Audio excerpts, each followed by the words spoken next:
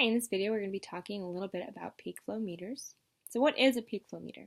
It's a device that measures lung capacity. It's commonly used by asthmatics or people who are suffering from breathing disorders. So why do we need to use a peak flow meter?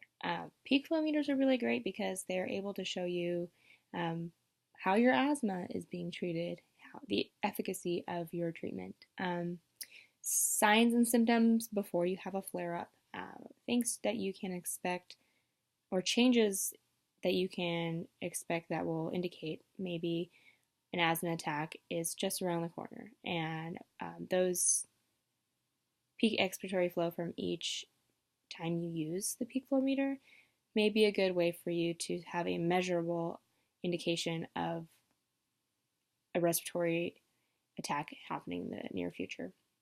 Okay, so how do we use a peak flow meter?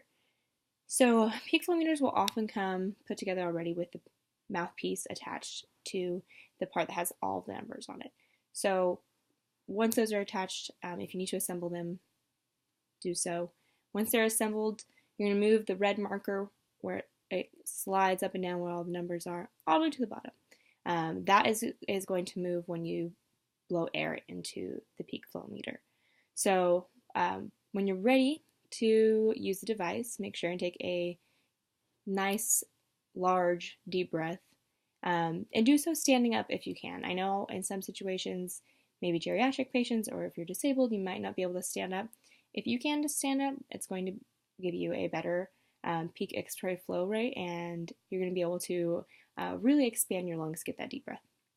So we're ready to use the peak flow meter. We're going to blow out, lips tightly around the mouthpiece so that we're not letting any of that air escape and mess up our rate from our device.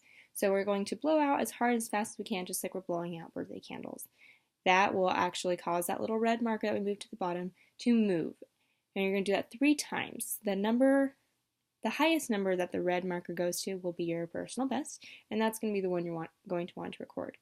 So note that final position and move on and use it again accordingly, according to your doctor's prescription or suggestions. So people who are commonly using these are going to be asthmatics or those who have respiratory disorders.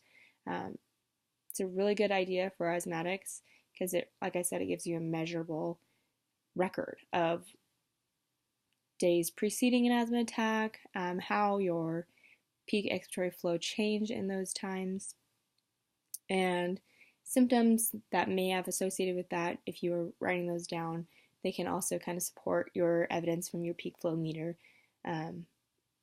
preceding those respiratory distress situations. So some of the peak flow meters have a color chart on them. The newer ones do. Older ones will have a color chart associated with them. So there's 3 colors, green, yellow, and red. If you are able to achieve green, you're in the safe zone, so you're in the clear. Yellow should be with caution, and red is a dangerous zone. If you are using the peak flow meter to measure peak expiratory flow and you're achieving a red sign, you should definitely seek out medical attention. If you have a bronchodilator, like an inhaler, you should definitely use that. Red zone indicates that less than 50% of your air is actually being exhaled. So definitely a good idea for you to monitor your signs and symptoms in addition to where you're at in response to color. So green, yellow, and red. And those are just a way of understanding your zones of achievement with the peak flow meter. In addition, as an athletic trainer, I like the concept of having a peak flow meter on board, especially with those athletes that you aren't really sure of. It allows you to build that rapport with their medical history. You are more aware of where they stand on a day-to-day basis. Obviously, severe asthmatics, it would be a good idea for them to do it daily, more than once a day. once a week. I guess it just depends on the individual. But as an athletic trainer or medical professional, you're then able to gauge where they're at in terms of their respiratory control and asthma control, and it really helps with your action plan and is one of those steps that precedes the major incident from happen, or it is a precedent to all of your other steps that you take to prevent these situations from occurring, and it allows you to better prepare for when they do occur. So you're able to be aware of your asthmatics symptoms, where they stand. The doctor will be able to have that rapport with you and communicate about this patient, student, athlete, and where they are in terms of asthma and their ability to participate in play.